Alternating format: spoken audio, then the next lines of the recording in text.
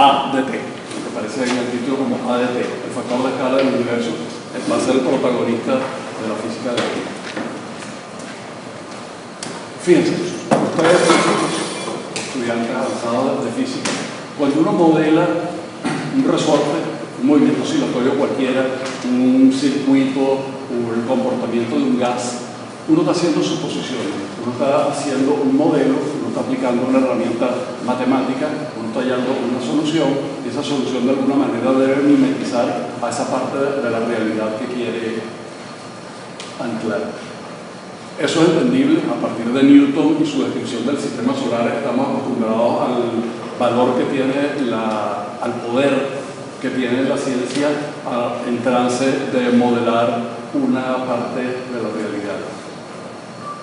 Pero no deja de ser impactante que bajo ciertas suposiciones uno pueda modelar el universo entero, o lo que uno podría llamar la parte del universo que es accesible a nosotros, podríamos llamar el universo observable. No deja de ser impactante, y no deja de ser impactante que la descripción que uno está haciendo conserva las mismas características de cualquier otro modelo. O sea, algunas suposiciones son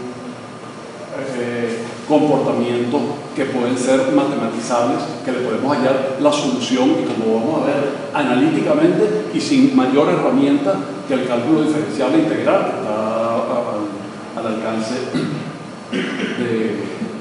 de todos, y que uno pueda obtener algo tan formidablemente de largo alcance como el comportamiento pasado, presente y futuro del universo. Y uno se pregunta, ¿y precisamente por qué? ¿Por qué nosotros? Bueno, dos palabras antes de entrar en el tema relativo a esto.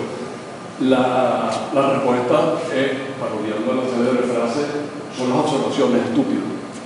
No hay otra cosa que el anclaje, el movimiento de vaivén, de ida y vuelta entre observaciones, hechos científicos de valor con teorías científicas. Y sucede que en otras épocas, piensen en la época de Newton, para hablar de una época en la cual ya parte del universo, el sistema solar o los sistemas solares eran modelables, no había las observaciones necesarias para obtener un alcance una escala tan grande como la del universo. Tal vez a cada generación le ha tocado entender un estrato de la realidad de manera profunda. Si a Newton seguramente, y con toda seguridad, fue muy impactante para la época, al menos para la parte ilustrada de la época, que se pudiera describir la maquinaria íntima del sistema solar. Si para la época de Maxwell pudimos obtener un comportamiento de los fenómenos electromagnéticos con mucha precisión, si las leyes de la materia a su más pequeña escala fue un descubrimiento accesible a la humanidad en la primera década del siglo XX. Entonces, a nosotros nos tocó entender, tener un modelo de todo el universo observable con el mismo valor que los anteriores, con sus posiciones. Yo les quiero demostrar en esta charla, espero que sea corta, no es una charla típica del universo donde uno va a ver fotos de galaxias, de cosas bien bonitas, no, vamos a ver ecuaciones algunas de las cuales nos vamos a detener, no porque sea importante. Yo le voy a dar luego un link donde están un mini curso de 5 sesiones sobre estas cosas, y esta misma charla está colgada en SlideShare y no salió ahí, me copié la que no era, pero me imagino que es muy fácilmente accesible, ¿no? Pero los cálculos están ahí. Simplemente para que mensajen ustedes que las matemáticas son simples y las consecuencias que uno tiene son de largo alcance. De nuevo, resaltando el valor importantísimo que hay entre las observaciones y la estructura matemática que uno tiene. Cuando uno mira el universo, entonces espero que sea una... Por favor, siéntanse con la confianza de interrumpir cada vez que les provoque. Por favor, interrumpan, me pregunten, comenten, se valen de todo. Como corresponde para una charla del universo, un número primo de transparencia será la que vamos a... Ok. Todo modelo cosmológico que intenta representar el universo resalta un aspecto muy importante del universo, que es la extensión del principio copernicano, que consiste en sacar a la Tierra del centro del universo y situarlo en otro punto típico. Somos observadores típicos, no ocupamos ninguna posición privilegiada como vamos a ver si ocupamos un tiempo privilegiado en la evolución del universo, pero no una posición geográfica privilegiada. Esto que se conoce como el nombre del principio copernicano, digamos que la Tierra no es el centro, ni el Sol, ni la galaxia, tal vez ni siquiera el universo en el cual estamos sea el universo típico para aquellos que hablan de megauniverso, y multiverso, y universos paralelos, pero esos son... Se fue la luz. Sí. Se fue la luz. Bueno, no importa, algo podemos ir adelantando con las cosas de que ahí está. Ahora habla porque eso te tiene que enfriar. Eso tiene que adelante de la casa. Así que echaron a perder. ¿Se fue la luz? Sí. Pero ya volvió. Pero ya volvió. Ah, bueno, bien. Oye, vamos a primero acá. Ok.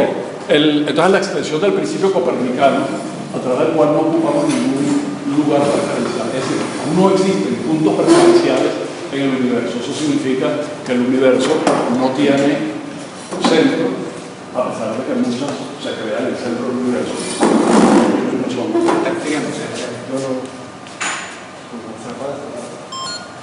Ah, cierto. Muy bien.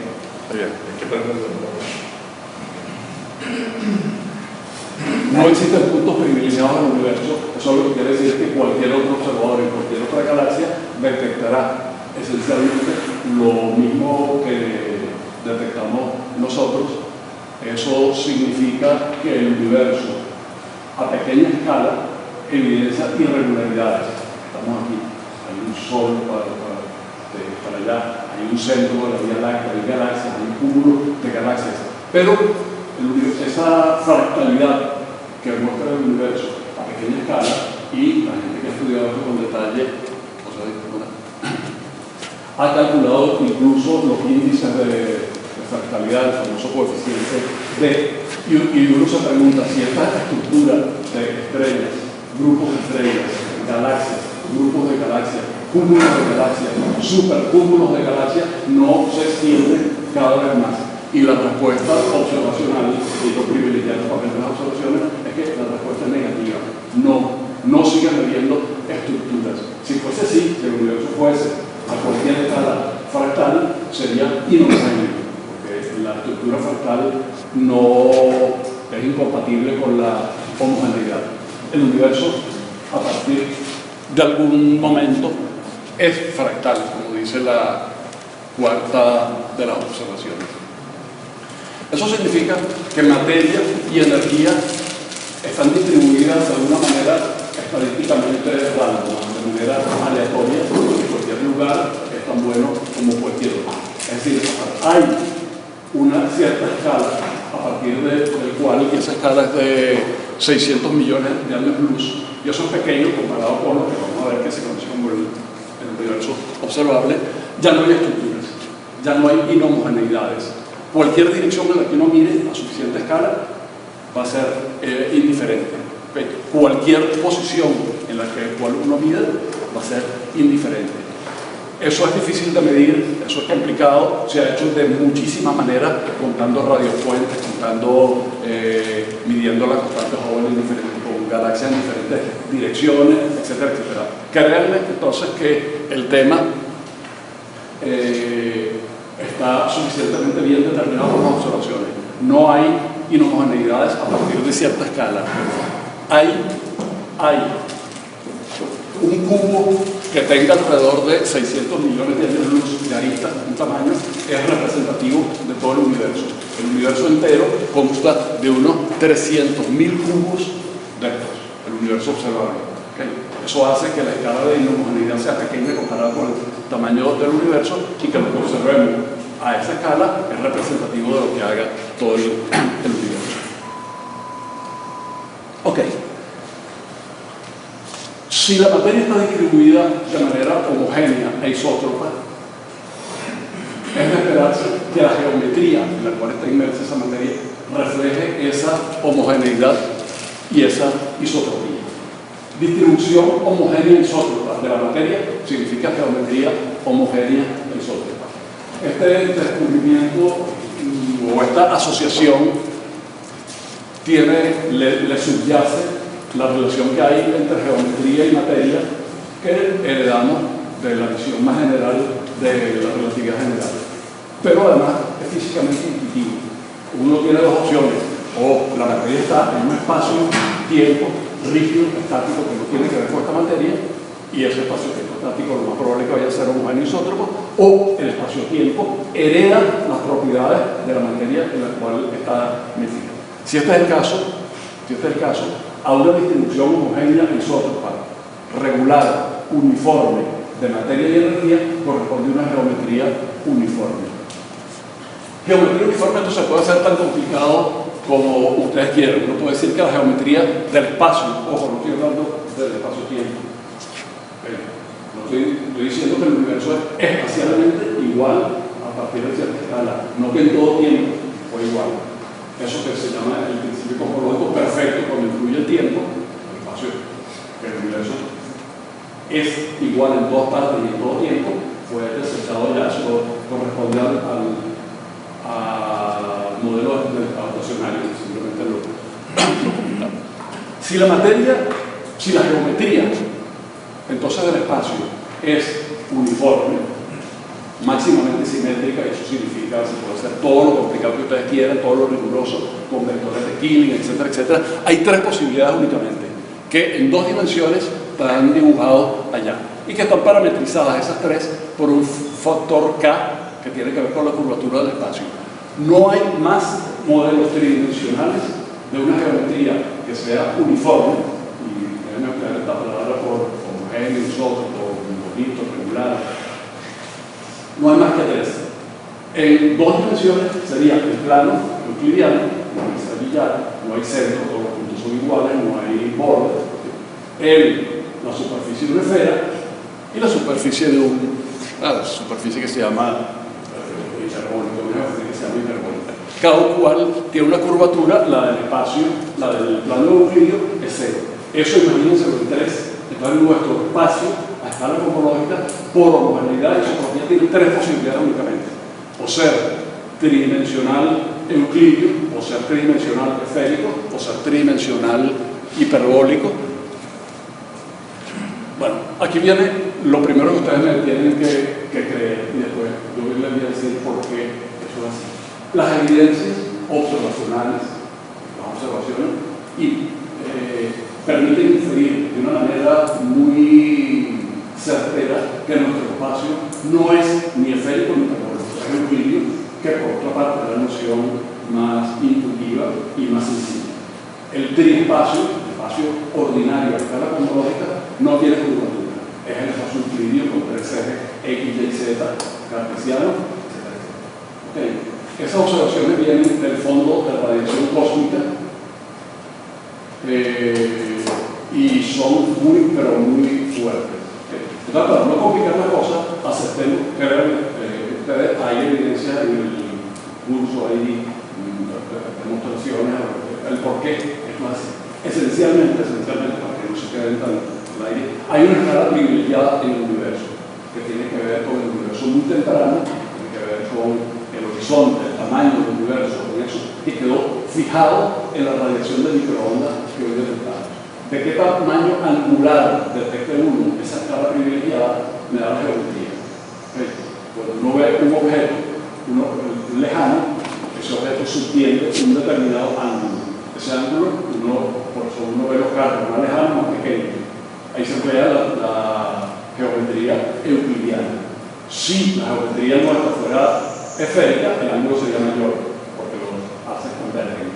Si fuese hiperbólica, sería menor. Entonces, midiendo esta escala y midiendo el ángulo, uno puede inferir la geometría del universo. Y el resultado es que la geometría del universo es euclidiana. Entonces, por eso,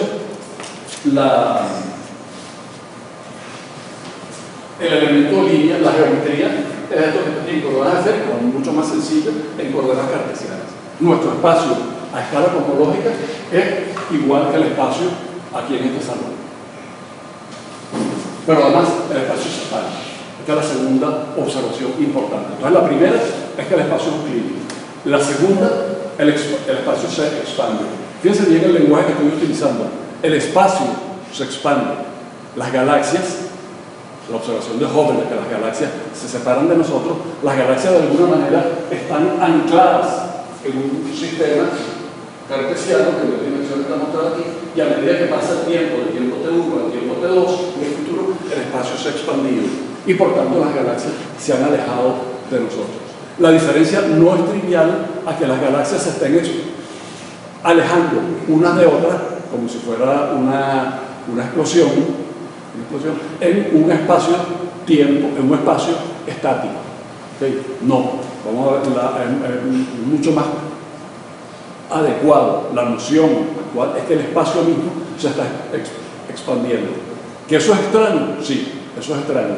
A partir de cierta escala, cuando tenemos acceso a zonas de la realidad que escapan a la experiencia cotidiana, podemos conseguir comportamientos externos. Entonces, las galaxias ocupan posiciones de alguna manera fijas en ese sistema de referencia. Eso es lo que se llama la coordenada comóvil. Una galaxia, digamos, que se expanda de nosotros, mantendrá la misma distancia comóvil. Y a medida que pasa el tiempo, el factor A, la expansión del espacio, va arrastrando esa distancia a distancias cada vez mayores. Este factor A modula el espacio euclídeo fijo con la dependencia del tiempo que tenga. El factor A se llama entonces factor de escala porque él fija la escala de distancia a la que tenga.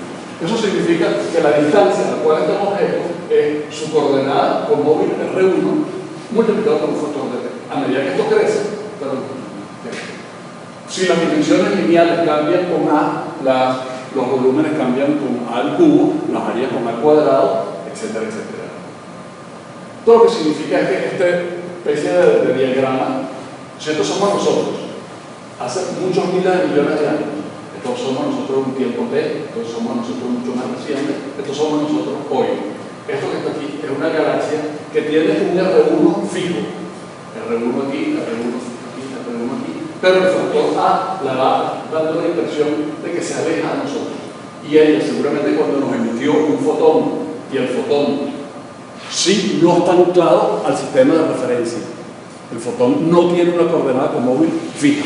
Uno dice que el fotón, la luz, la radiación, presenta un movimiento propio, un movimiento peculiar. De hecho, hay galaxias que se mueven también con cierto movimiento peculiar. Ellas no están arrastradas por atracción gravitacional, ellas se separan del flujo normal. En general esa separación es pequeña, pero para un fotón es muy grande.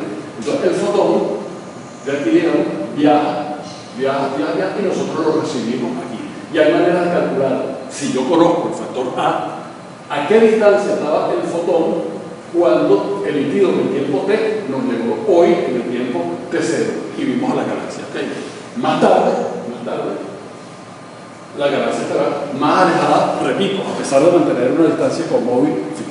La imagen de una tela, de una banda de goma con moneditas pequeñas, pegadas, y que la estamos alando de manera simétrica, es una imagen fiel. El tamaño de las moneditas, el tamaño de las galaxias, no crece, pero la distancia entre ellas sí. Y la distancia entre ellas crece de manera proporcional. Es decir, la distancia hoy, comparado con el factor de escala hoy, es lo mismo que la distancia hace miles de millones de años, comparado con el factor de escala que había hace miles de millones de años. A me determina la geometría y por tanto las distancias y por tanto las velocidades en toda la historia del universo. De modo que A, el factor de escala, es con justa razón el protagonista de esta charla. Muy importante, casi toda la información que recibimos del universo viene a través de luz que vemos de radiación que nos viene de él. La radiación tiene una determinada longitud de onda y longitud al fin se ve escalada por el factor A igual que cualquier longitud. sometida a la expansión. Eso lo que quiere decir es que los fotones que vienen viajando durante miles de millones de años, en su trayectoria, ellos sienten la expansión del universo y ellos se estiran, de modo que los recibimos aquí con una longitud de onda mayor que con la longitud de onda con la que fue emitido. Ese cambio de longitud de onda o corrimiento al rojo o factor Z, lo pueden ver de aquí, esta cantidad que está a la luz. Cuando lo escribo así, estoy apelando a algo importante. Lo que importa no es el valor directo de A, sino cuánto cambia A, en qué porcentaje entre un tiempo y otro aumenta. El factor A, de hecho, es inobservable, el factor. Lo que importa es el cambio de A, de modo que yo puedo fijarle hoy el valor de 1. Antes era mucho más pequeño, en el futuro será mucho más grande que 1, será mayor que 1, ¿de acuerdo? Por eso no aparece aquí el azul cero. Entonces fíjense que cuando uno establece una relación entre el factor de escala y Z, si uno tiene la determinación explícita de A en función de T, y eso es lo que vamos a llamar un modelo cosmológico, una función A del tiempo precisa, entonces uno tiene una relación entre el corrimiento al rojo que detectan los astrólogos y el tiempo en el cual ocurrió. De modo que Z se transforma así algo en un marcador temporal. ¿Okay? Cuando uno dice que un modelo del universo tuvo un Big Bang, es que este A en algún momento se hizo cero. Y ese momento cero es el modelo del Big Bang, es el instante del Big Bang. La geometría colapsa, está multiplicado por cero. Cualquier distancia finita hoy estaba separado en el Big Bang por una distancia cero. ¿Okay? Una distancia, si el factor A se hace cero, el corrimiento Z se hace infinito. Si Z vale 0 hoy, si no hay corrimiento al rojo, A vale 1. De modo que Z es una medida del tiempo que va al revés. Esto es Z igual a 0, esto es un determinado valor de Z, que Z cada vez más grande a medida que A es cada vez más pequeño. Estoy imaginando un modelo de un Big Bang. A es 0 y comenzó a crecer. ¿Por qué modo de crecer? Bueno, porque nuestro modelo evidencia una expansión y no una contracción. ¿Okay? Simplemente por eso. Entonces, tener T de Z es importante porque uno sabe a qué época del universo corresponde cuando uno obtiene luz que está corrida al rojo por un factor de Z. Repito, Z es lo que miden los astrónomos. ¿Cuánto se separa la longitud de onda porcentualmente, la que yo recibo, respecto de un elemento químico que emita a esa misma longitud de onda aquí? ¿Okay? ¿Cuál es el factor? Okay. Cinemática de expansión. Bueno, no sé si las longitudes escalan con A las velocidades, yo derivo esta expresión y me va a aparecer la derivada de A por R1 más 0. R1 no se deriva porque es constante para una galaxia, para un fotón no, para una galaxia. Si yo despejo luego R1 y lo reinyecto en esta ecuación, me queda. Esta es la ley de Hubble. Esta es la ley de Hubble expresada para cualquier instante de tiempo. Si la velocidad es la distancia a la que en ese tiempo de mi galaxia multiplicado por ese factor H que es A punto entre A. Entonces fíjense, A no es medible directamente, no es observable, pero A punto entre A, la variación de A porcentual o normalizada a A, el parámetro Hubble, sí que es medible. ¿Okay? Hoy esta relación dice que la velocidad de una galaxia es el parámetro de Hubble medido hoy multiplicado por la que esté esa galaxia. Una galaxia que esté al doble de la distancia que otro, se está sincrónicamente, es decir, hoy para un H0 fijo, si el 0 es el doble, la velocidad es el doble. Si el 0 es el triple, su velocidad de recesión es el triple. H0 muestra esto y la determinación es bastante precisa ya antes. El factor de incertidumbre era el 100%. Era como discutir si uno tiene 10 dedos en la mano o tiene 20. El factor de error era muy importante, ahorita son décimas. Ok. Entonces uno puede preguntarse si las galaxias a medida que están más lejos o van más rápido, ¿puede una galaxia tener la velocidad de la luz? Respuesta inequívoca y que lo da el formalismo. Sí, tiene la velocidad de la luz y más allá, más de la velocidad de la luz. Y uno dice, ¿y eso no es una relatividad especial? No, esto no es relatividad especial. La relatividad especial es una teoría local, donde el espacio-tiempo es lorentziano o minkowskiano, como ustedes quieran, pero no global. ¿Okay? Una galaxia que esté a muchos miles de millones de kilómetros de nosotros tiene una expansión tal, a pesar de ella estar anclada en el sistema natural comóvil, pero la expansión del espacio la arrastra a velocidades mayores a la de la luz. Si yo quisiera corroborar eso y me voy para allá, a donde está la galaxia, que ya no se va a estar moviendo a la velocidad de la luz porque yo estoy ahora a una distancia cero de ella, ¿de acuerdo? De modo que es un efecto global y uno sabe que la relatividad general es una teoría global que localmente es la relatividad especial. De modo que eso no viola relatividad especial, porque esto no es relatividad especial. El factor A que está enfrente de la métrica y lo impide. Eso significa que si en esta expresión ustedes ponen que la velocidad sea igual a la de la luz y despejan la distancia a la que tiene que estar una galaxia para que su velocidad de recesión sea la velocidad de la luz, obtienen esto. Y eso se llama el radio Hubble, o la esfera Hubble, o la longitud Hubble. De modo que la longitud Hubble es la distancia a la que está una galaxia de nosotros para que se esté moviendo a la velocidad de la luz. La esfera Hubble es una esfera centrada alrededor de cada galaxia, alrededor de cada observador potencial que separa al universo, o si quieren al espacio, de la región que tiene velocidades supralumínicas, de la que tiene velocidad lumínica, y las galaxias que estén a exactamente la distancia de Hubble se están moviendo a la velocidad de la luz. Curiosamente, para chocarle más todavía, los fotones de esa galaxia, este aquí, que viajan en dirección a mí, radialmente, en dirección a mí, están a velocidad cero.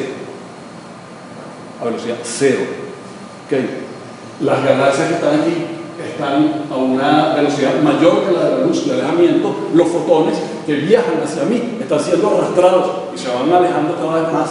Y uno dice, ¿eso significa que yo nunca voy a poder ver ese fotón? No, si no voy a poder ver, porque esta esfera de Hubble depende del parámetro de Hubble que cambia con el tiempo. A medida que en casi todos los modelos cosmológicos H va cambiando con el tiempo. Y si va cambiando con el tiempo, imagínense que va siendo cada vez menor, esta distancia es cada vez mayor. De modo que la esfera de Hubble no es estática, sino que se va moviendo. Y en universos que se frenen, este movimiento es cada vez mayor. De modo que la esfera de Hubble, que no es nada físico que haya ahí, simplemente una frontera imaginaria, se puede ir trasladando a una velocidad mayor que la de la luz y captura a las galaxias que están allá. Después podemos ver que en universos, por el contrario, que se aceleren, H va siendo cada vez más grande, de modo que la distancia de Hubble va siendo cada vez más pequeña o estática, y lo que salga de ahí ya no vuelve a entrar. No debe confundirse el radio Hubble, la longitud a la cual las galaxias se mueven a la velocidad de la luz, con los límites del universo, porque fíjense que galaxias pueden entrar y salir, dependiendo del comportamiento de H. Lo que podríamos llamar el límite del universo es cuando A vale 0 o la luz que nos llega cuando Z vale infinito, el corrimiento al rojo infinito es el Big Bang. Eso sí, y no debe confundirse, conceptualmente son distintas. Observacionalmente también, para un modelo, por ejemplo, para un modelo típico, que lo vamos a ver ahorita, el Einstein de Sitter, es el doble. El tamaño del universo observable, el horizonte, está al doble de la distancia del radio Hubble. Okay. Bueno, otro factor importante que me interesa resaltar es el parámetro de desaceleración, que se define así. Fíjense, de desaceleración, hay un signo menos aquí, de modo que cuando la función A de t, el factor de escala como función del tiempo, sea una función acelerada, el parámetro, el Q, es negativo. Universos que tengan un factor de escala acelerado tienen un Q negativo y viceversa. Simplemente por razones históricas, siempre se pensó que el universo se desacelera, porque la gravedad de sus partes, la mutua gravedad, lo va alando y lo va frenando. Expandió muy rápidamente y luego se va frenando. Entonces, por eso, el valor de esto hoy es vital para saber qué está haciendo el universo en este momento. Justamente con esta definición uno puede ver que la velocidad de la esfera de Hubble es el radio tiempo. Es una operación de sacar derivar la expresión que estaba antes. Mira esto, vean, es la velocidad de la luz más un término que puede ser positivo o negativo dependiendo de mi modelo, dependiendo del valor de Q. Si Q es positivo, la velocidad a la cual se expande la esfera de Hubble es más grande que la velocidad de la luz y captura galaxias. Y por el contrario, si Q es negativo, esta velocidad va a ser menor que la de la luz y lo que salga nunca podrá ser alcanzado en la esfera de Hubble. Unos pocos ejemplos. Si A vale 1 todo el tiempo, piensen en la métrica, eso es el espacio euclidio normal, no hay expansión. ¿Okay? H vale 0, A punto vale 0, nada se expande, Q vale 0, no se acelera. Ese es el espacio que tenemos aquí a esta escala. Un espacio como este, un ADT como este, piensen que esta es una función t a la 2 tercios, por ejemplo. T a la 2 tercios. Tiene expansión, parámetro Hubble positivo, probablemente aquí valga infinito, si es t a la 2 tercios lo hace. La pendiente en el origen vale infinito, porque cuando ustedes deriven t a la 2 tercios pasa un t positivo al denominador, cuando se hace 0 solo da t infinito, y Q es positivo. Q es positivo significa que se desacelera, fíjense que se va aplacando. En cambio, un modelo de universo donde A se da de esta forma tiene un Q negativo, se va acelerándose, el factor de escala se va acelerando y se expande. Vean que este modelo de universo que está aquí no tiene Big Bang. Piensen en esto como una exponencial, no tiene Big Bang, sino en t igual a menos infinito. Okay. Solo el t igual a menos infinito, la geometría colosal, sí. No hay un Big Bang en el tiempo finito. Si el modelo de universo es lineal, bueno, no se acelera, vuelve cero y se expande. O sea, para tener una idea de los dos parámetros fundamentales de la cosmología, que son H y Q. Ahora vamos a ver la dinámica. Bien, A controla la geometría, A controla mi conocimiento del universo. Parodiando a quien fue que dijo, denme un A y moveré el universo. Conocer A de T significa saber mucho de lo que hizo el universo, de lo que hace y de lo que hará. Conocerlo en la vida real. Ahora bien, entonces A controla la geometría. ¿Y quién controla A? A lo controla, al factor de escala lo controla la materia, la gravedad, es decir, la materia. Y las ecuaciones son estas. Esta ecuación que está aquí y esta ecuación. Dos comentarios acerca de estas ecuaciones. Estas ecuaciones surgen de manera inevitable con dos razonamientos totalmente diferentes, uno newtoniano y uno relativista.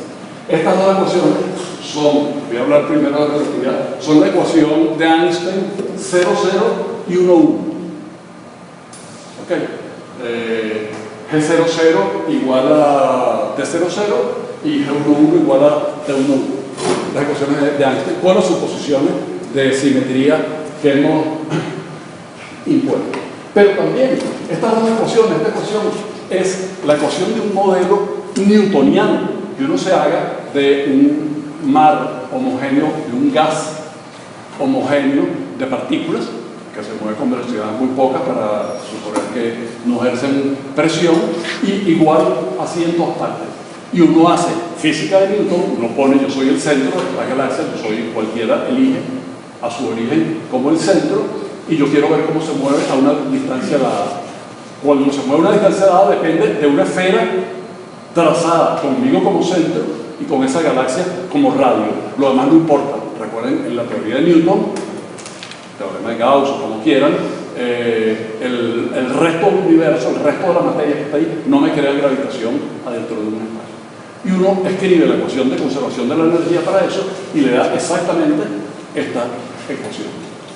Y uno utiliza luego aquella ecuación que está aquí, que es la ecuación de balanza de energía, eso no es más que la segunda ley de la termodinámica, suponiendo que no hay flujo de calor, no hay disipación, y da esto, sumamente sencillo. Y con estas dos uno deduce la tercera.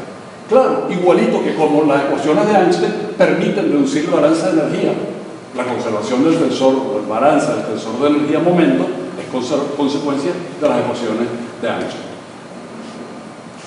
Para que dé exactamente estas dos ecuaciones, hace falta una suposición muy importante, que K sea igual a 0. Pensando en relatividad, K igual a 0 es la curvatura del espacio. Uno la hace igual a 0 por las observaciones y no las incluye ahí.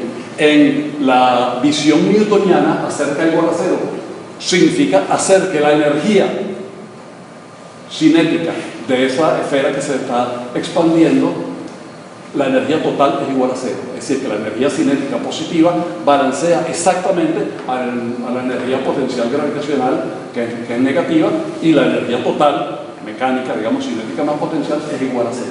¿Okay? Entonces, pensemos que la energía del universo, sea lo que sea, esta frase medio esotérica, que la energía del universo sea igual a 0, es equivalente a que la curvatura de la dirigiometría sea igual a 0, y eso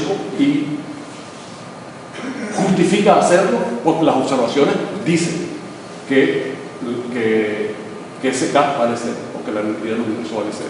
Y obtenemos estas tres ecuaciones. Estas tres ecuaciones, solo dos son independientes. O esta ecuación y esta, de la cual yo deduzco esta, o esta ecuación y esta, de la cual deduzco. Como siempre, la conservación del tensor de energía en momento es consecuencia de las ecuaciones de K. Aquí yo tengo, esto no lo utilizaremos prácticamente porque es de segundo orden. Esta es la primera integral de esta. Esta es la conservación de la energía, esta es la ecuación de movimiento. Piensen que esta roca está aquí, y en fin, no haya presión. Esta roca está aquí, es masa entre volumen. ¿Okay? Masa entre A al cubo, con este A que está aquí me queda un A cuadrado. Esa es la segunda ley de Newton. La aceleración es inversamente proporcional al cuadrado de la distancia. ¿Okay? Entonces aquí yo tengo una ecuación para A, pero depende del ρ. Sí, tengo dos incógnitas. Entonces me vengo a esta. ¿De dónde saco ρ de aquí? Pero cuando escribo esto tengo otra tercera incógnita, que es P. Entonces ahora tengo tres incógnitas y dos ecuaciones y tampoco puedo. Tengo una ecuación de estado. Si una relación entre la densidad de un componente material de un fluido y qué presión ejerce. Entonces yo tengo una ecuación, dos ecuaciones y tres ecuaciones. Recuerden que esta es dependiente del universo. Mi sistema quisiera. Vean, es importante unas cuestiones generales.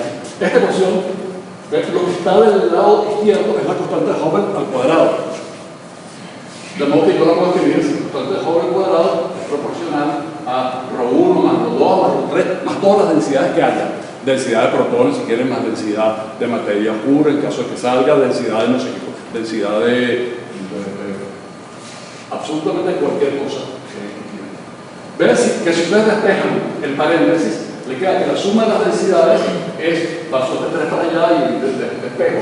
Me queda de modo que si mi suposición es válida de que el espacio no tiene curvatura, de que mi espacio es euclidio, esta cantidad que está aquí y está dado en términos de parámetros que yo conozco, pi, la constante gravitacional de Newton, la constante de Hubble medida hoy, representa la densidad total del universo. Ni más ni menos. En una época se llamaba densidad crítica porque era la densidad que hacía falta para que K fuera igual a 0. Adelante, José. ¿Y si G cambia por el tiempo? Ok, no, aquí hay suposición de que G no cambia por el tiempo. Por cierto, leí hace poquito una observación que hicieron que por lo menos en los 12.000 millones de años últimos no ha cambiado por el tiempo. Las observaciones limitan fuertemente. No solamente esa, la constante de estructura fina, la velocidad de la luz, sí, claro, si G cambia con el tiempo, no, esto no va. Ok, entonces, esto que está aquí es la densidad total del universo. Ustedes calculan los valores y eso da esta densidad. Diario de 99 gramos sobre centímetro cúbico, eso es como 5 protones por metro cúbico, para que se hagan una idea. Okay. Pero entonces, esta misma ecuación, yo puedo pasar este término para el lado izquierdo y poner un 1 aquí para ver cuál es la fracción de elemento 1 respecto del total. Defino eso, omega i, que se llama parámetro de densidad, como la densidad de una determinada componente entre la densidad total. De modo que esta misma ecuación se escribe así: omega 1 más omega 2 más omega 3 igual a 1. Omega representa qué fracción de la torta 1 lo ocupan los protones, qué fracción de la torta 2 lo ocupa otro componente, los fotones, qué fracción, ¿de acuerdo? Es el porcentaje, digamos, del componente del universo. Y la suma total debe ser igual a 1, porque la suma de todas las proporciones tiene que ser igual a 1. Ok. Seguimos con la dinámica de la expansión. Vamos a suponer que en el universo no hubiera sino materia normal, galaxias. Las galaxias no se mueven a altas velocidades, de hecho están fijas en su sistema de coordenadas. De modo que ellas no ejercen presión. Recuerden que presión es el flujo de momento por unidad de área. Si ellas no se están moviendo, no hay momento. Eso es lo que llaman dust, polvo. Okay, materia incoherente, ya no ejerce presión. Si ustedes meten esta ecuación, P igual a 0, aquí, resuelven esta ecuación diferencial, que con este 3 que está aquí, es un logaritmo, etcétera, etcétera, es muy fácil hacerlo, obtienen que la densidad de la materia cambia con A a la menos 3. Claro. A medida que el universo se va expandiendo, un mini desastre aquí. A medida que el universo se va expandiendo, el volumen va creciendo, la cantidad de materia que yo tengo ahí es la misma, de modo que la densidad va cambiando con el inverso del volumen. Esta ecuación no dice otra cosa que eso. Yo meto entonces esta ρ en la ecuación de Friedman y puedo integrar y obtengo que A va como a 2 tercios. Si A va como a 2 tercios, divídenlo entre A, obtienen que H va como A. Esta es la constante de Hubble para cualquier tiempo t. Vean que en t igual a 0, fíjense, t a 2 tercios, en t igual a 0 se hace 0. De modo que ese es un universo que tuvo Big Bang. La materia estaba infinitamente concentrada y se expandió como t a la 2 tercios. En el comienzo, la tasa de expansión era infinito, y luego, a medida que t va creciendo, h se va ralentizando. Si ustedes calculan el parámetro de esa aceleración, es muy fácil, da un medio positivo, significa que el universo se va desacelerando. Si ustedes evalúan esta ecuación hoy, podemos tener el tiempo actual en términos de la constante de Hubble actual. La constante de Hubble se mide, la miden los observadores muy fácilmente, por efecto Doppler, y da un universo da una edad del universo de 9 por 10 a los 9 años. Ese fue el modelo que presentó Einstein cuando desechó su constante cosmológica, se convenció que el universo se expande y, hombre que pensaba en términos simples siempre, él fue la primera persona que construyó una cosmología donde supuso que todo era uniforme. Nadie antes había hecho un modelo cosmológico. Supuso que el universo tampoco era curvo, que el espacio no era curvo. De alguna manera tuvo razón. El universo de Einstein necesita solamente que esto representa un pequeño problema. Este es un universo muy joven para las observaciones. El Sol tiene 5.000 millones de años y el Sol es una estrella de segunda generación porque tiene elementos pesados. De hecho, originó a los planetas y a oxígeno, nitrógeno, ¿sí? De modo que el Sol es una estrella que necesitó de otra estrella que también vivió 5.000 millones de años, póngale, o más, y ya eso da 10.000 millones de años, que es mayor que esto. Estudios en cúmulos globulares también, estudios radioactivos también, la verdad que nuestro universo es más viejo que esto. De modo que este universo es muy sencillo, muy coherente, tiene capacidad predictiva, pero está prediciendo algo erróneo. Vamos a ver otro modelo de universo, casi que como un juego. Supónganse que yo lo que tengo es vacío, o constante cosmológica. Einstein introdujo su famosa constante cosmológica, que si ustedes la reinsertan en la constante 8pi entre 8pi g, puede verse como lo que queda cuando ustedes quitan toda la materia. De modo que hablar de constante cosmológica y hablar del vacío es exactamente lo mismo. Igualito, en la teoría newtoniana, ustedes pueden pensar en la ecuación de Poisson, Laplaciano de phi igual a ρ, pero ustedes le pueden meter un término añadido, lambda, una especie de constante cosmológica, hay que meterle un factor 6. Okay. Si ustedes hacen ρ igual a 0, si no tienen materia, lo que les queda es vacío. Okay. En todo caso, el vacío, a medida que el espacio se expande y va quedando vacío, lo que tienen es lo mismo. ¿sí? La densidad de energía del vacío, y si quieren piensen en el vacío mecánico cuántico, lleno de partículas antipartículas, de alguna manera el vacío pesa, el vacío tiene densidad de energía. Pero es una densidad de energía que es constante, porque el espacio, si quieren, que es Lorentz invariante, a medida que va creando vacío, lo que yo tengo es más espacio, ¿sí? Pero el espacio igual, de modo que la densidad del vacío no cambia. Todo eso para intentar justificar que la densidad del vacío es constante. Si ustedes se remiten a esta ecuación, a la ecuación de conservación, obtenemos que la presión del vacío es menos la densidad del vacío, por tanto es negativa. Por eso este término que está aquí, en la tercera ecuación, en la segunda ecuación de Friedmann, este término que es negativo le gana a este, y con este signo menos que está aquí me da un valor positivo, y por tanto lo que tengo es aceleración. ¿Okay? De alguna manera, una constante, una densidad de energía que sea constante, que no cambie a medida que el universo se va expandiendo, genera un parámetro de desaceleración que supone que el universo está acelerado. Bueno, eso es exactamente eso. Es el universo de Einstein de Singer. Vean que si ρ es constante, la constante de Hubble es constante y está la definición de exponencial. ¿Okay? Que a punto entre A sea constante la definición de exponencial. Ese universo, vean, tiene edad infinita, porque no tuvo Big Bang. ¿Okay? Era infinito. Bueno, entonces uno dice, hay fotones, ¿cómo se me había olvidado? Bueno, los fotones tienen una densidad de energía que es A a la menos 4. ¿Por qué? Bueno, un factor A a la menos 3 es porque el número de fotones prácticamente un volumen con móvil es el mismo. De modo que cuando el universo cambia su volumen en 2, la densidad de energía cambia por un medio. ¿Okay? Bueno. O sea, el volumen crece por un factor lineal de 2, la energía cambia por un factor de 8. Disminuye en 8, ¿okay? Los fotones quedan más raros en un espacio más grande, pero además la energía de los fotones cambia también, porque la energía de los fotones es la longitud de onda abajo, en el inverso. Es decir, ellos se corren al rojo, los fotones a medida. Entonces, la energía de cada fotón es menor y el número de fotones por unidad de volumen también es menor. Ese factor hace que la densidad de energía vaya como A a la menos 4. Vean que la de materia es A a la menos 3. Eso significa que las dos curvas se cruzan. Eso significa que para esta se atenúa más rápido, pero para A muy pequeño era mayor. Esta se atenúa más lento, pero para A pequeño era menor. Eso significa que los fotones en alguna época se igualaron con la radiación en su lucha por ver quién controlaba la dinámica del universo.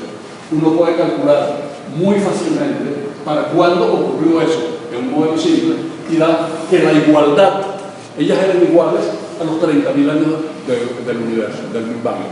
Eso es muy poquito. Comparado con 14.000 millones de años, 30.000 más, 30.000 menos.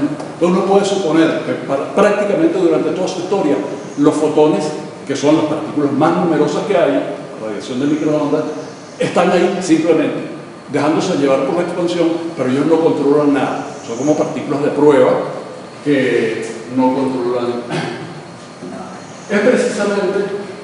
Es precisamente la radiación de microondas, estos fotones que existían en el universo temprano, que hoy me dibujan nos traen una fotografía del universo temprano con mucha precisión y una física relativamente simple, porque las temperaturas eran muy altas y las temperaturas altas disuelven cualquier estructura, y esta curva que está aquí evidencia lo que estaba haciendo el universo en esos momentos. Decodificar la información de la radiación de microondas ha sido la niña de los ojos de los cosmólogos para desencriptar la información que ella trae. Una de esas informaciones es el espacio euclídeo. ¿Okay? De ahí viene todo. Pero muchas otras cosas más. Esta curva, vean, miren y yo recuerdo hace unos cuantos años cuando las barras de error de esto eran gigantescamente grandes, ahí cabía cualquier cosa. La cosmología ha entrado en una era de precisión porque hay datos suficientemente buenos. La curva roja es la curva teórica. Los puntos con sus barritas de error, sus puntos experimentales. Vean el ajuste y díganme si la gente que está haciendo esto no entiende bien lo que está pasando. Trazar la curva roja significa suponer un valor de la constante Hubble, un valor de K, es decir, de la curvatura, un valor de la densidad de protones que había, de la densidad de bariones, un factor de la energía del vacío, etcétera, etcétera. Todo cambia, esa curva cambia cualitativamente. El mejor ajuste que de esa curva con los datos experimentales me está dando los valores, los parámetros reales del universo real. Del universo real. Ok, entonces no queda sino apelar a las observaciones. ¿Qué hay en el universo? ¿Y cuánto contribuye? Bueno, hay fotones. Vamos a comenzar por aquí. Hay fotones. Ustedes pueden calcular la densidad de fotones muy fácilmente. La temperatura del universo, la temperatura de la radiación es 2. El espectro térmico de la radiación de microondas de fondo es el espectro térmico, el espectro planckiano más perfecto que se consigue en la naturaleza. Hay que ampliar las barras de error hasta 400 veces para que la línea del plotter que lo grafica no las tape. Es un espectro térmico perfecto. Uno puede concluir del topecito del espectro, en la ley de Wien o cualquier cosa, la curva entera, uno puede calcular la temperatura con mucha precisión.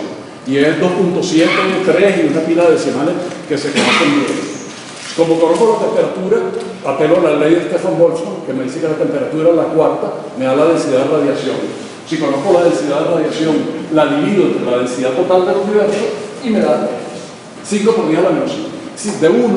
De 1, apenas 5 100 milésimas representa el contenido de los fotones. Despreciable.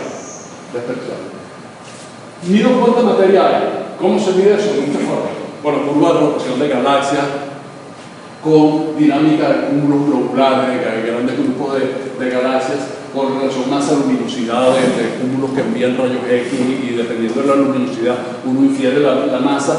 Típicamente siempre hay más masa de lo que uno ve, de modo que la luz no es un buen trazador de densidad de masa.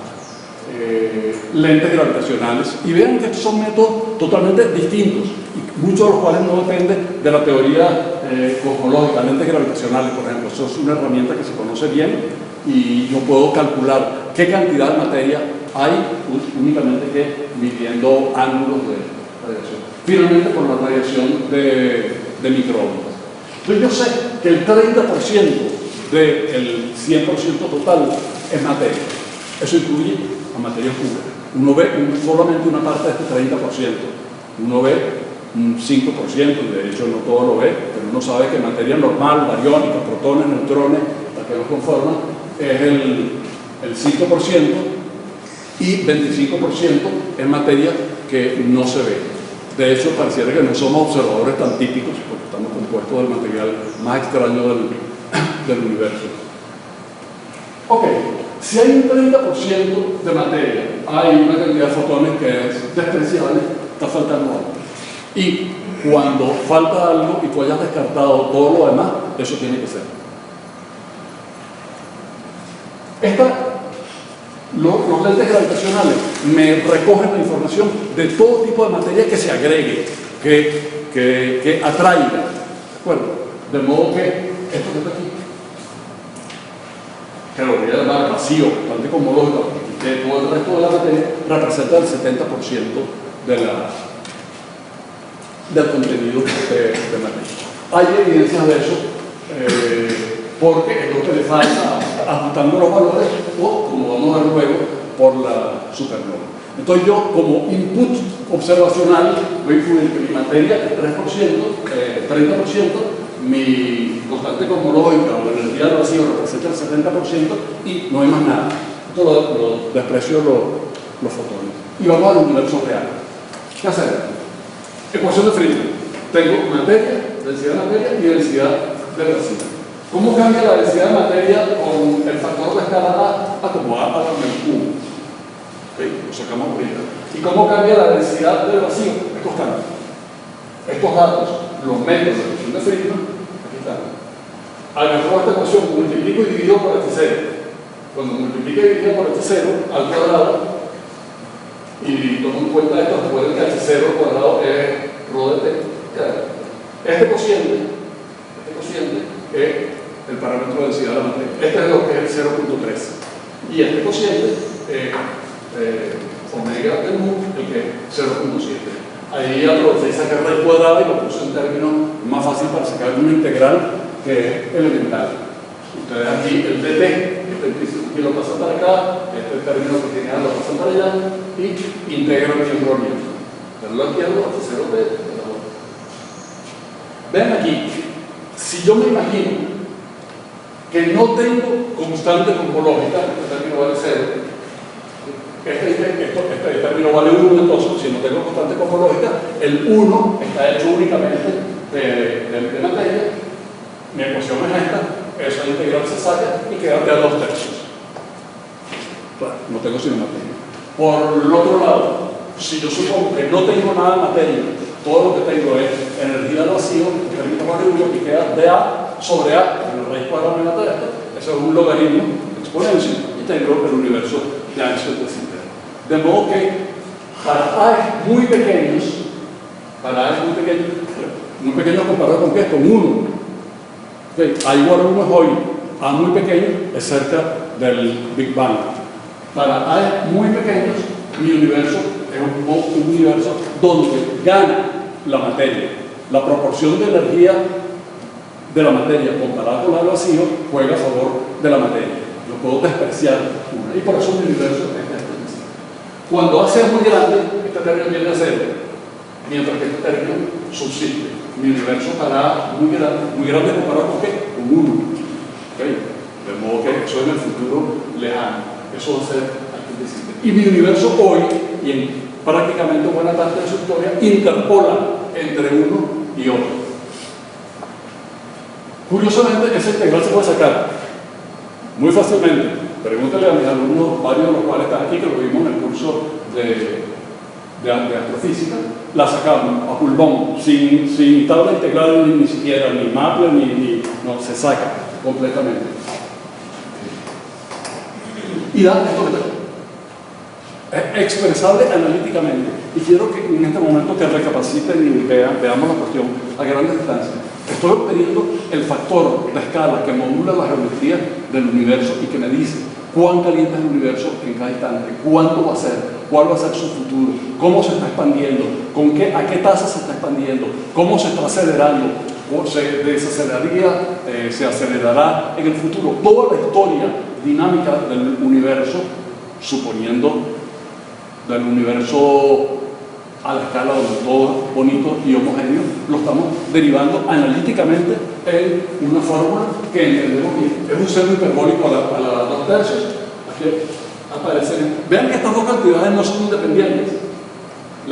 El parámetro de densidad de la materia y el del vacío. La suma tiene que ser igual a 1. De modo que realmente yo tengo uno solo independiente aquí. Okay. Esa es la fórmula. Con esto yo puedo calcular la edad actual del universo, la constante de Hubble, porque teniendo A, lo derivo y hago el cociente a punto sobre A, y sé la constante de Hubble para cualquier instante, pasado, actual y futuro. El parámetro Q, que es la segunda derivada, puedo sacar a qué tiempo corresponde un Z y a qué Z corresponde un tiempo. Tengo el diccionario entre la escala de tiempos T, el tiempo cósmico, y la escala de tiempo por minuto al rojo. Puedo calcular distancias en función de Z, es decir, cuando yo recibo la luz de un Z igual a 5, ¿a qué distancia estaba esa galaxia cuando me emitió y a qué distancia está hoy esa misma galaxia por culpa de la expansión? Puedo calcular a qué distancia están las galaxias hoy que se están moviendo a la velocidad de la luz. Puedo calcular la distancia máxima que puedo mirar, lo que yo llamaría los límites del universo. Puedo saber las velocidades. Todo en términos de únicamente dos parámetros: la constante de Hubble hoy y la densidad de vacío hoy, o la de la materia. La suma tiene que ser igual a 1. Tener este conocimiento es una cuestión impresionante por la cantidad de consecuencias que uno puede. La función seno a la 2 tercios, seno hiperbólico a la 2 tercios, está graficada ahí. Está graficada en términos T entre T0, de modo que igual a 1 es igual a 1 es hoy. Esta parte de la curva está a 2 tercios. Si uno hace una aproximación en potencias, esto es T a la 2 tercios. El universo se desaceleraba, pero aquí algo pasó por esta región que el universo comenzó. Claro, lo que pasó es esto. Para tiempos cercanos al Big Bang, esta densidad de energía, que es constante, no jugaba ningún papel comparada con lo de la materia. ¿Okay? Es despreciable, entonces yo puedo obviar esta parte. Pero a medida que pasaba el tiempo, la densidad de energía de la materia va cayendo como A al cubo. Ya siendo cada vez más pequeña mientras que esta es constante. Aquí se igualaron. Aquí el universo pasó de una fase dominada por la materia a una fase dominada por la constante cosmológica. El término de la constante cosmológica que hace que el universo se acelere comienza a tomar predeterminación. Ojo, no es lo mismo que domine el término de la... El instante no es el mismo en las cuales las densidades de energía del vacío y de la materia se hacen iguales a cuando comienza a acelerarse. Son dos, pero están obviamente muy relacionadas. Entonces, por eso, esta transición aquí, donde el universo pasa de una etapa desacelerada a una etapa acelerada. Bueno, yo puedo calcular la edad del universo. ¿Cómo? Le meto mis parámetros. Recuerden que aquí hice unas...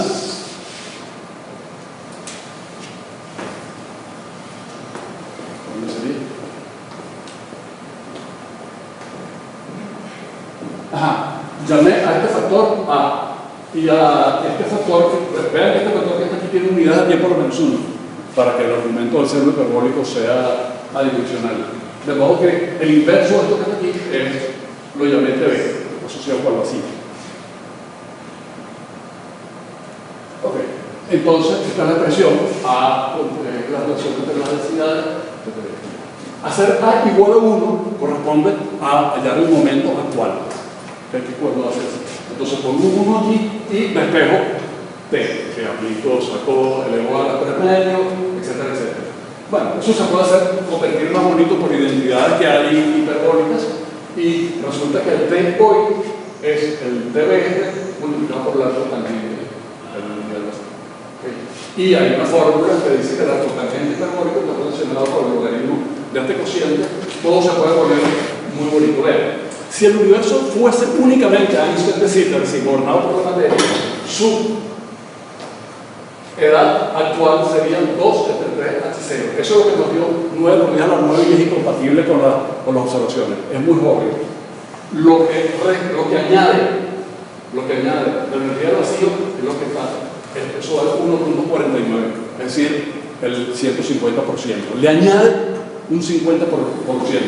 Cuando ustedes multipliquen ambos, da una edad del universo de 13.8 millardos de años, que es la edad actualmente establecida, que es el mejor valor que dio el satélite Planck, primero el Wilkinson Map y luego el Planck. ¿Okay? Entonces la edad del universo es calculable a partir de los datos experimentales H0 y el omega nu, que es 0,7. La constante Hubble. Bueno, tengo A, la derivo, divido a punto entre A y obtengo T. Y da una cotangente hiperbólica. Si yo la grafico, esta es el gráfico. Vean bien, la T cercana al Big Bang son infinitos. Y la constante Hubble ha decaído, pero cuando comienza a ganar el término de la constante del vacío, ella tiende a hacerse uniforme. De hecho, la cotangente hiperbólica es el término de la exponencial. Para el argumento muy grande, ustedes pueden apreciar esto y eso tiende a 1. De modo que eso tiende a un valor uniforme. De modo que la constante Hubble tiende a ser una función del tiempo que no depende del tiempo, tiende a hacerse constante. Si la constante Hubble tiende a hacerse constante, y de hecho con este valor asintótico, está modulada por la raíz del parámetro de densidad del vacío. Si la constante Hubble es verdaderamente constante, su inverso multiplicado por la velocidad de la luz, es decir, el radio Hubble también. De modo que es de esperarse que en el futuro lejano la esfera que divide a mí la región supralumínica de la región sublumínica se haga constante. Como las galaxias en esa cercanía se están alejando a la velocidad de la luz, galaxia que salga nunca podrá volver a ser alcanzada por la esfera de Hubble y estará saliendo irremediablemente de nuestro entorno causal. Okay. La relación T entre Z. ¿Cuál es el diccionario entre el tiempo medido en años a partir del Big Bang con el corrimiento al Z de la región de donde yo reciba luz? Bueno, recuerden que el corrimiento Z más 1 es A a la menos 1. Entonces, sacan una cuenta y estos valores se conocen, de modo que en términos casi que de tabla, T es un determinado valor entre Z más 1 a la 3 medios. Si el universo fuera de Einstein de Sitter, hubiera dado únicamente Z más 1 a la 3 medios. Y aquí está el gráfico. Para T igual a 0, el corrimiento rojo vale infinito. Si en el Big Bang el Z que corresponde vale infinito, y aquí está. Para T igual a... Bueno, aquí no sé en qué gráfico está. Cuando T es igual a T0, Z vale 0, porque significa que estoy recibiendo la luz que no se demora nada en llegar de aquí, la galaxia está al lado mío. El parámetro de aceleración, de nuevo, tienen A y sacan esta cuenta. El resultado es todo expresado en términos de funciones analíticas. Vean, para T muy pequeños, lo que ustedes pueden despreciar esta parte, el parámetro de desaceleración vale un medio, que es el parámetro de desaceleración de Einstein de Sitter, evidenciando nuevamente que cerca del Big Bang mi universo es un universo dominado por materia, es decir, de Einstein de Sitter. Usted puede calcular fácilmente cuánto Q se hizo cero, es decir, cuando el universo hizo esta transición de Q positivo y por tanto universos desacelerados a, en este instante, no es ni acelerado ni desacelerado, y luego cuando tiene Q negativos, el universo es acelerado. En la gráfica se ve que está por este valor que uno lo puede calcular analíticamente. Fue era cuando el universo tenía 7 millones de años, más o menos la mitad de la edad actual del universo. El universo comenzó a acelerarse. Nuevamente eso corresponde a un corrimiento al rojo de 0,75. Que no es nada. Los astrónomos están cansados de medir corrimiento al rojo de objetos particulares de 9, de 8. Ustedes pueden calcular el valor del parámetro de desaceleración hoy. Es decir, este 1, esto es escala T entre la edad del universo hoy. Este 1 que está aquí, entonces más o menos este es 0,6. Pero para no quererle mucho a las gráficas, ustedes hacen aquí, ponen T0 y T0 entre este valor, eso da 1.27. Entonces sacan el valor y eso da 0.6. Consigo menos. También después de agarrar la segunda ecuación de Friedman, la evalúan hoy y vean densidad más 3 veces presión, que en el caso de la materia es 0, más densidad del vacío, más 3 veces presión, que es menos 3 rojo. Bueno, evalúan esto hoy, dividen entre 0, etc. y le queda que 0, que es esta presión tan bonita. Esto vale 0.3, esto vale 0.7, ustedes saquen esa cuenta y dan el valor del parámetro de desaceleración es menos 0.6, negativo. El universo se está acelerando. ¿Okay? Consecuencia de mi modelo, el universo entero se está acelerando. Y hay una evidencia real. Esta foto, que es la única que voy a mostrar del universo, ve esta región del espacio, que es esta misma unos días después. Esta de una supernova. ¿Okay? Exactamente esa región. Una supernova tipo 1A son supernovas que están relativamente bien estudiadas y por tanto tienen una cantidad de luminosidad que es estándar, que es más o menos siempre la misma porque su mecanismo de activación es siempre el mismo. De modo que se conoce la intensidad absoluta, el brillo, la luminosidad absoluta de esa estrella. Y uno puede calcular entonces, para distintos modelos, qué brillo debería de tener con ese modelo y cuál es el brillo real que se requiere. Aquí está el brillo, ¿sí? La magnitud, las más débiles están para acá, las más fuertes están para acá, y esto respecto al corrimiento al rojo. Vean cómo la curva negra ajusta, es la que mejor ajusta las observaciones. Cada punto es una supernova, ¿okay? A la cual le midieron su magnitud y le midieron su Z, y se hace esa gráfica. La curva que mejor ajusta está en la región azul, y la región azul es una región que corresponde a un universo que se acelere. Si los datos están en la región roja, el universo se está desacelerando. ¿Okay? En fin, son datos experimentales de los astrofísicos que evidencian de manera contundente que el universo se está acelerando. ¿Qué pasa para tiempos muy grandes? Vamos a hacer una prospección al lejano futuro. Bueno, este es el factor de escala. Como el seno hiperbólico para valores grandes, esto que está aquí, el factor de escala para tiempos grandes va a ser una exponencial. Se va a expandir. El seno asintóticamente es una exponencial positiva. De modo que el factor de escala va a ser una exponencial positiva. Va a ser un universo de densidad. El parámetro Hubble, ya lo vimos ahorita, el parámetro Hubble tiende a estabilizarse en un determinado valor, que es esencialmente el de hoy, multiplicado por la raíz de 0.7. Ese va a ser, en el futuro lejano, el valor de la constante de Hubble y va a estar fija.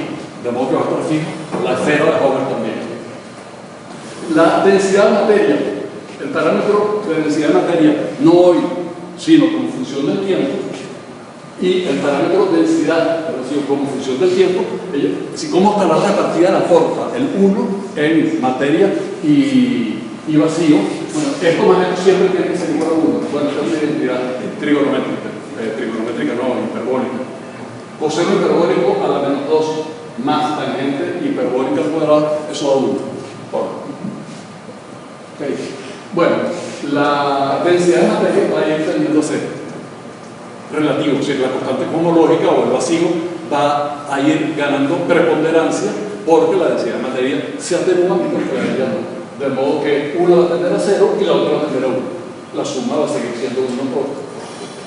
El parámetro de desaceleración, esto va a ir tendiendo, la tangente hiperbólica tiende a 1, de modo que me queda 1 menos 13, que es menos 2. Menos 2 por este 2 que está aquí, me deja un menos 1, de modo que el valor del parámetro de desaceleración va a ser menos 1, que es el valor del parámetro que corresponde al universo de densidad.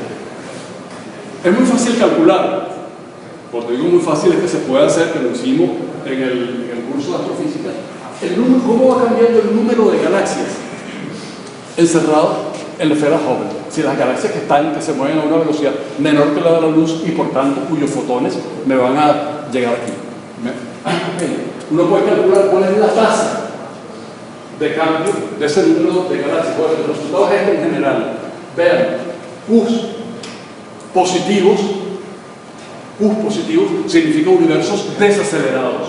Si Q es positivo, en el punto, la tasa es positiva y mi universo se está poblando. Si Q vale 0, entonces la tasa es constante. Si Q es negativo y por tanto mi universo se acelera, la tasa de cambio del número de galaxias dentro de la esfera de Hubble es negativa, de modo que se va despoblando. Esta ecuación, asintóticamente, H va a ser constante, Q va a ser igual a menos 1, de modo que esta ecuación es muy fácil, es aquí, y todo es constante. Y esta es la ley de decaimiento radiactivo, esencialmente, es una exponencial. De modo que el número de galaxias hoy, a medida que crezca, que terminó a ser cada vez más intolerante, se va a ir despoblando. Y nosotros nos conseguiremos absolutamente solos en el universo, en nuestra Vía Láctea, y ninguna evidencia de la expansión. Todas las galaxias que se están expandiendo actualmente de nosotros van a salir de nuestro campo visual, van a quedar más allá de la esfera de Hubble, sus fotones no nos van a llegar, no vamos a saber que están corridos al rojo, la radiación cósmica de fondo se va a ir corriendo al rojo cada vez más hasta que sea indetectable, de modo que los astrónomos de aquí a muchos miles de millones de años vean nuestros libros actuales y van a decir, ¿cómo es expansión del universo? ¿De qué hablan esto? Estamos nosotros solos aquí y no hay ninguna galaxia. Las evidencias observacionales de la expansión van a desaparecer gracias a la expansión o gracias al tipo particular de expansión. De modo que esto plantea un problema crítico. Espero que subsistan los CD y las observaciones para que digan, no, mira, el universo sí se está expandiendo y lo que pasa es que se expandió de tal manera que quedaremos solos. Muchas gracias.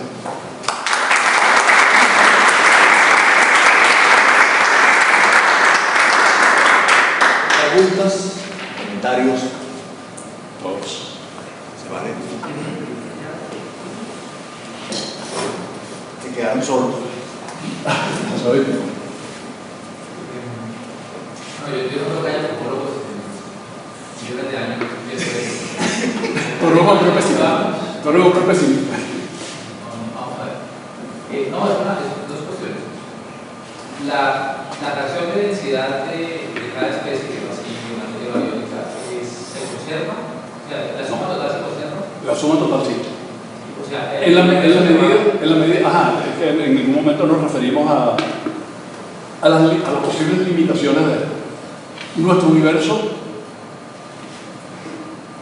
tiene por comportamiento seno a la 2/3, si quieren simplemente a extender de Sitter, suponiendo que la constante cosmológica no tiene un Big Bang. Y tiene un Big Bang de un tipo tal que tiene un horizonte. A mí no me llega luz, no me ha llegado luz, sino la luz que ha viajado durante 14 gigaños y me ha llegado allá. Yo más allá no puedo ver. Eso representa un horizonte físico. Repito, no la esfera de Hubble, eso no es un horizonte. Eso pueden entrar y salir, dependiendo del flujo. Okay. Pero el otro sí. Si yo calculase en el punto, no en la esfera de Hubble, sino en el horizonte, eso me da un universo del cual pueden entrar únicamente cosas y nada puede salir. Eso sí es un verdadero horizonte. Nosotros, tras esto, subyace la suposición de lo que hay más allá del horizonte y por tanto es inobservable, es igualito a esto. Sigue siendo un espacio euclidio cuya materia está distribuida uniformemente, etcétera, etcétera. Eso no tiene por qué ser así. En algún momento se pueden violentar esa situación y hacer un cambio radical de todo este panorama. En la medida en que eso sea así y nuestro universo siga siendo un espacio euclidio en expansión, pero sin curvatura, ¿okay? Euclidio, la suma tiene que ser igual a 1. La suma de las distintas especies, la suma normalizada, tiene que ser igual a 1. O sea, digamos, ya queda superada la polémica de la densidad crítica del universo. No te entendí. Si queda superada la polémica de la densidad crítica del universo, todavía sigue teniendo. No. Al menos estas limitaciones está definida. Definir eso significaba definir cuál es la geometría del espacio. Si la suma de las densidades no daba igual a 1, el resto era atribuible a la curvatura. Pero como la curvatura es igual a 0, la suma tiene que ser igual a 1. Y nuestro espacio es euclidio en una muy buena medida, es burdo de euclidio.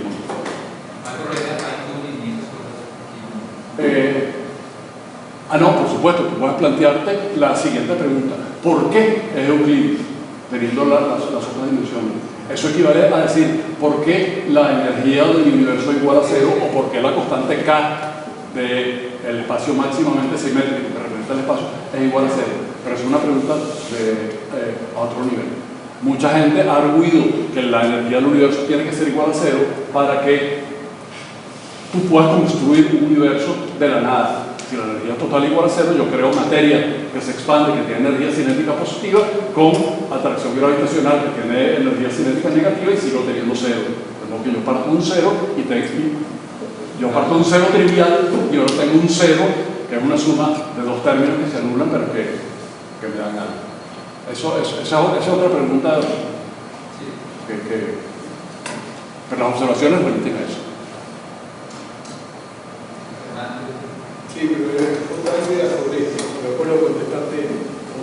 desarrollando la idea. Sí. A mí siempre me hizo como cosa que de y si eso no es un problema de fine tuning, digamos, no sé, porque las observaciones también se interpretan con el modelo que usamos para definir esas observaciones. Sí. O sea, cuando vos planteás el CMB y el análisis del CMB se basa en el modelo cosmológico vigente. Y eso te lleva a que el omega total es 1. Siempre es una... Sí, esto ha sido un mecanismo de ajuste donde afortunadamente cada vez con más elementos ortogonal, digamos, no te basas en lo mismo. Analizar la radiación de fondo no depende tanto del modelo cosmológico, porque la radiación de fondo fue emitida cuando el universo tenía 400.000 años de edad, que es muy poquito. Ahí los efectos de la energía del vacío y posteriores refinamientos no entran. Es una física relativamente simple. Y entonces el resultado que viene de ahí es un resultado que no depende casi del modelo cosmológico que tú estás haciendo. Te está dando un valor observacional, te está dando un input observacional para tu teoría que no depende de la teoría. Y cada vez más son ortogonales. Uno podría decir, ajustarla a lo del fine tuning, que fue para lo que se construyó la inflación, los modelos inflacionarios en los años 80. Bueno, si en los primerísimos instantes te da igual a 10 a la menos 35 segundos, física sumamente exótica, prácticamente desconocida, hubo una expansión tipo de Sitter, exponencial. La región de nuestros universos que vemos hoy venía de una región que era muy chiquitica, que se infló exponencialmente. Entonces es como ver un metro cuadrado del mar en la superficie de la Tierra que se ve perfectamente euclidiano, absolutamente plano, pero realmente no lo es. Bueno, eso podría ser una explicación. Lo que pasa es que la teoría inflacionaria ha recibido un rudo golpe ahorita con el anuncio de la detección de polarización de ondas gravitacionales por Weisser, que luego fue negado por la gente del Planck, y aparentemente ya está descartada la existencia de esas ondas gravitacionales, de modo que la inflación ha tenido un rudo golpe. Aquí yo he querido presentar un poquito como el estado del arte, no hacernos preguntas más allá, aferrarnos a lo que James Peebles, un gran cosmólogo, dice: si las ecuaciones se niegan a decirlo, yo me niego a afirmarlo. Ahí hay un input experimental, observacional, contundente, que hace que yo pueda intentar modelar como sabemos los físicos modelar. Los fotones, bueno, se 10 a la menos 5 comparado con 1, yo puedo eliminar eso, como eliminar el aire cuando estoy dejando caer. Y el panorama que se presenta es un panorama simple, sencillo, analíticamente. Si uno quiere observar lo que ocurre en ese universo sencillo, más complejo, uno tiene que ver cómo las irregularidades, las pequeñas heterogeneidades, que son cuando el universo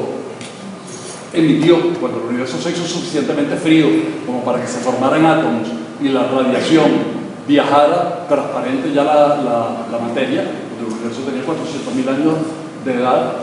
Lo que ocurrió a partir de esas fluctuaciones, que son del orden de 10 a la menos 5, también eso es complejo. Y hay que ver con este marco. Son fluctuaciones que están evolucionando por inestabilidad gravitacional en un background que se expande con esta tasa de expansión. Es decir, una física mucho más compleja, depende de los modelos. Ahí seguro que no se podrán hacer cuestiones analíticas, habrá que recurrir a modelos, a simulaciones computarizadas, etcétera, etcétera. Pero que eventualmente se pueden comparar con esto. Sí. Es un momento dorado de la cosmología correspondiente a cuando había datos de mucha precisión que venían de los aceleradores de partículas y se logró construir el modelo de física de partículas más eficiente que tenemos hasta hoy, que es el modelo estándar. Estamos en una situación similar en la cosmología y no es poca cosa que uno lo pueda explicar en términos relativamente sencillos con cálculo diferencial e integral y unas cuantas suposiciones. Preguntas más allá de eso, digamos, siempre se pueden hacer y uno siempre tiene que fijar el papel de la humildad que tiene la ciencia para decir: no, eso no está respondido, no sabemos por qué es así. Sí, usted explicaba la parte de la expansión del universo, haciendo una analogía entre una banda elástica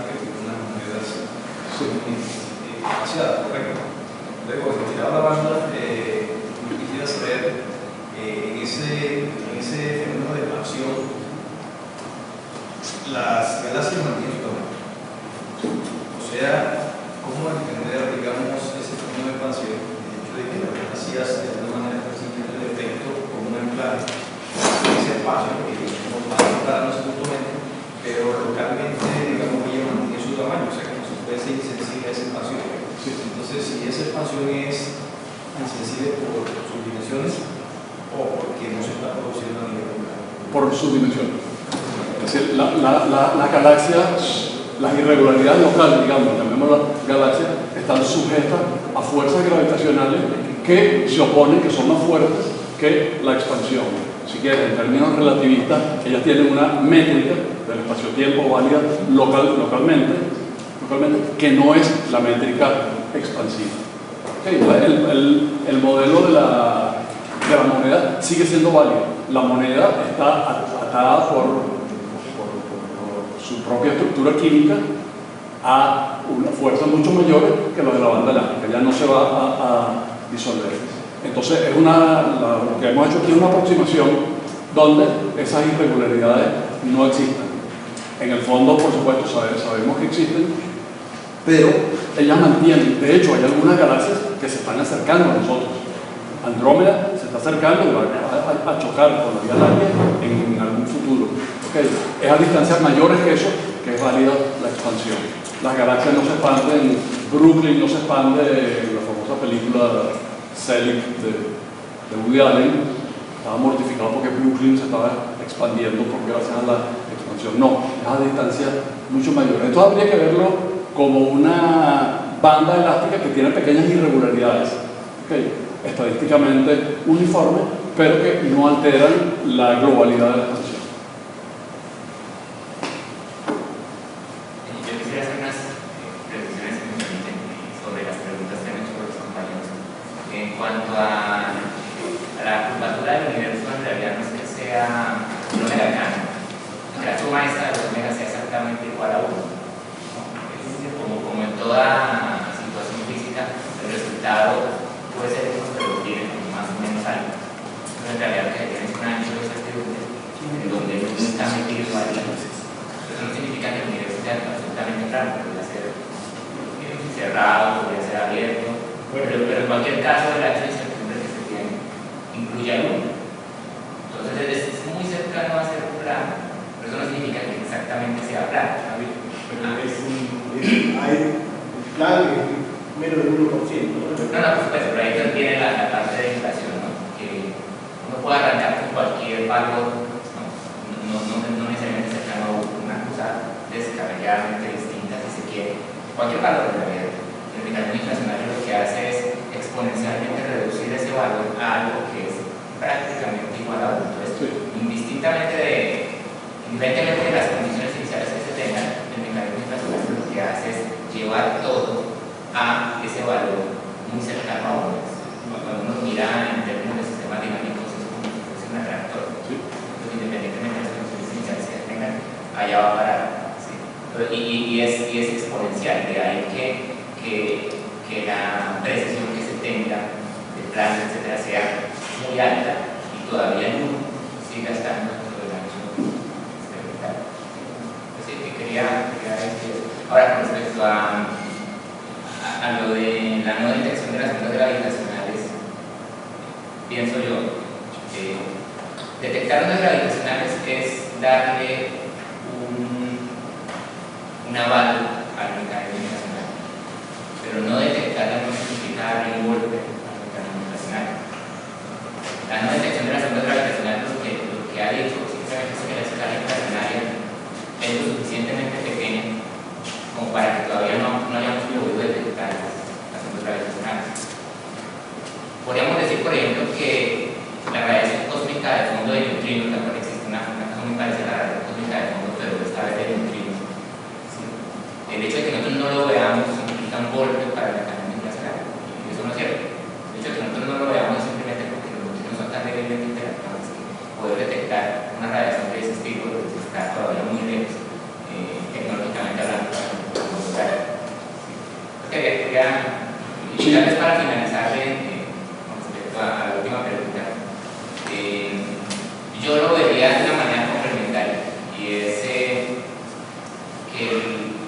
cada modelo tiene su rango de aplicabilidad. Un modelo es universalmente aplicable, todo tiene su rango de aplicabilidad. Y en este caso el modelo de Friedman Rosenwalker es aplicable en escalas grandes, de cierta escala grande para arriba, pero en escalas pequeñas, digas escalas de tamaño de las galaxias, tamaño de planetas, etc., no es aplicable. Una forma de verlo es con las reglas de medida. Si aquí hubiese expansión, todo se expandiría, nosotros nos expandíamos, el planeta se expandiría, Y no podríamos decir. pero las reglas también se expandirían. Entonces, al momento de medir, nosotros nos daríamos cuenta de nada.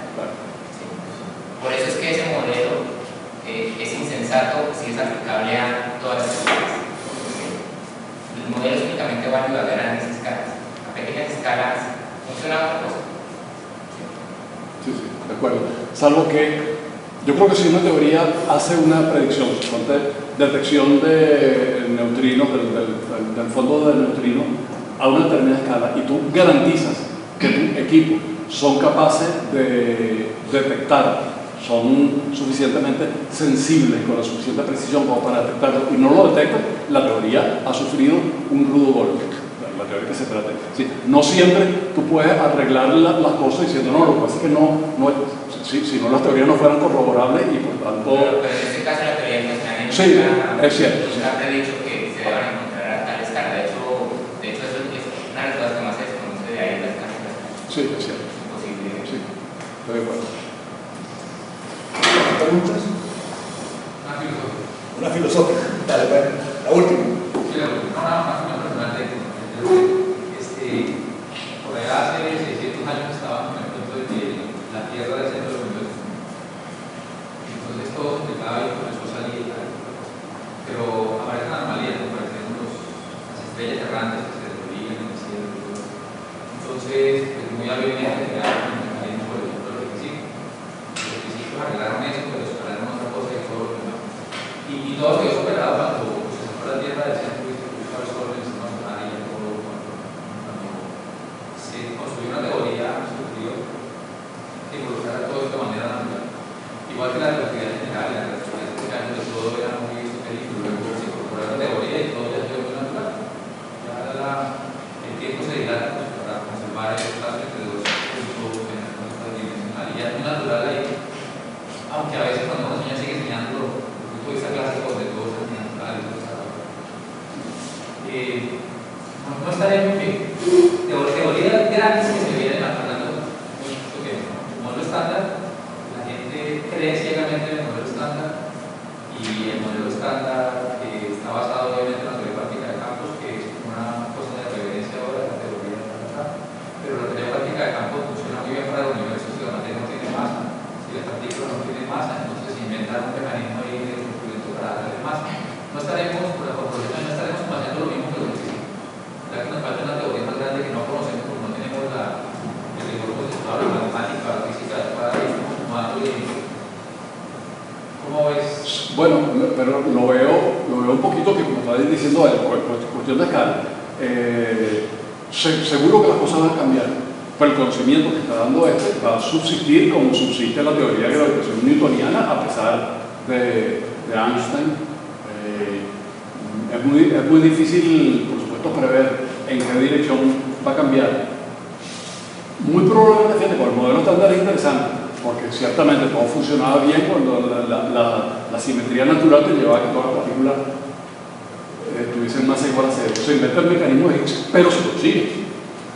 El mecanismo de Higgs es validado cuando aparece el bosón de Higgs, la partícula que faltaba para explicarlo. De modo que ha habido un avance. Sí, que ese avance va a dar lugar a otro con toda seguridad. Y esta presentación, este cúmulo de conocimientos con esta hipótesis simplificadora y que puedes hacer todo de manera sencilla, seguro que se va a ver alterado, pero mucho de esto va a quedar. No sabremos en qué dirección. A lo mejor viene alguien con una nueva teoría que no va a invalidar de todo esto, simplemente la va a circunscribir a cierto rango. No sabemos cómo. A lo mejor una teoría. La teoría grande donde Claro, probablemente, fíjate, si cada vez estamos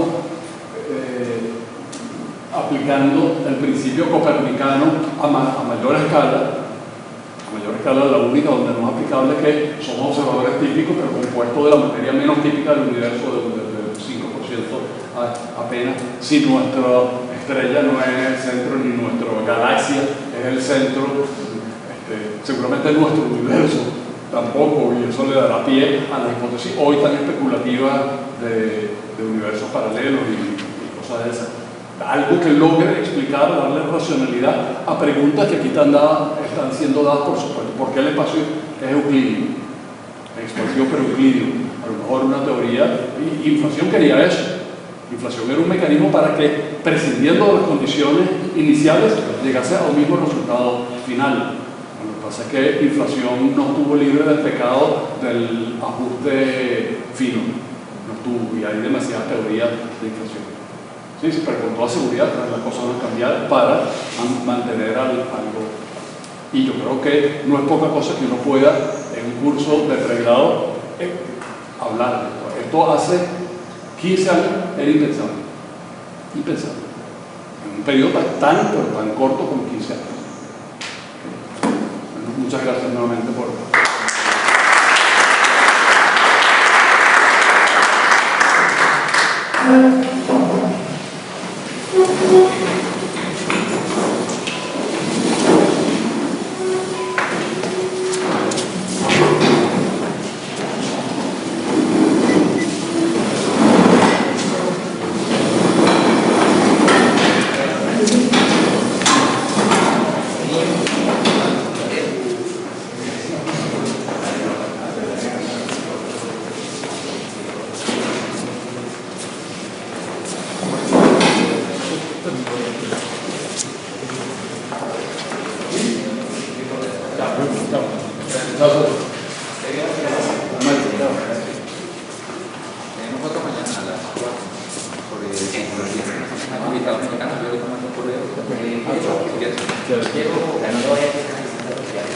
Luis, mañana a las 4 hay una charla sobre demogorfia. Ya tienen que saber para darse mañana a las 4 hay una charla sobre demogorfia.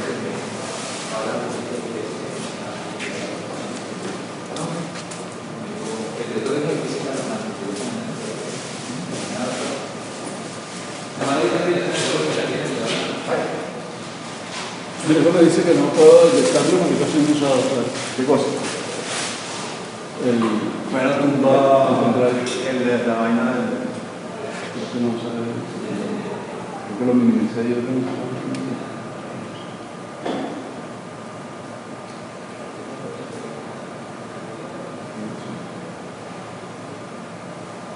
Yo debo decir que esa vaina y que es paja, que es cosa, que no tiene que ser. Ah, no, tú lo sacas, efectivamente. Lo que pasa es que como esa vaina tiene potencia, puede generar chispas. Si hay chispas, se joder. Pero sí, esa es la obligante de pasar.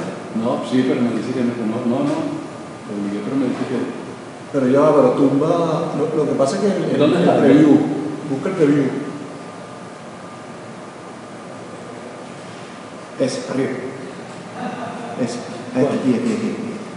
Ese. Entonces ve, túmbalo todo. O métete aquí en Windows a ver cuáles tienes abiertos. ¿Cuál es el tuyo? No estoy. No sé. ¿Y tú estás viendo en PDF? Sí. Ok, eso. Debería aceptar que se va a levantar. Dropbox Info. Si ahora PDF. No, siento. Aquí debería ser. A ver si lo mismo.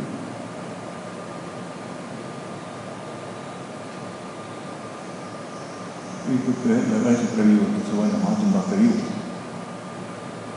El preview él lo está utilizando, pero no lo veo.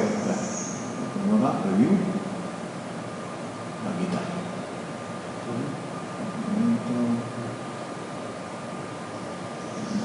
Vamos a tumbar preview.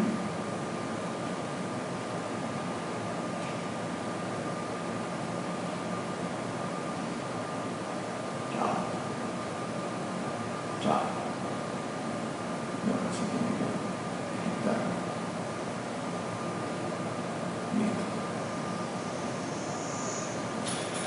Como vamos a tener no, HDD y pega bien. no, Su juego la nota. Uy, se te llenó la vaina, qué de pinga. Coño, sí, yo no sabía que lo había encantado. ¿Qué te parece a ti? Qué pinga. Bonito, ¿verdad? Además eso, te estaba explicando con vainas de absolutamente primeros principios, sin mayores. Sí, mayores que el cálculo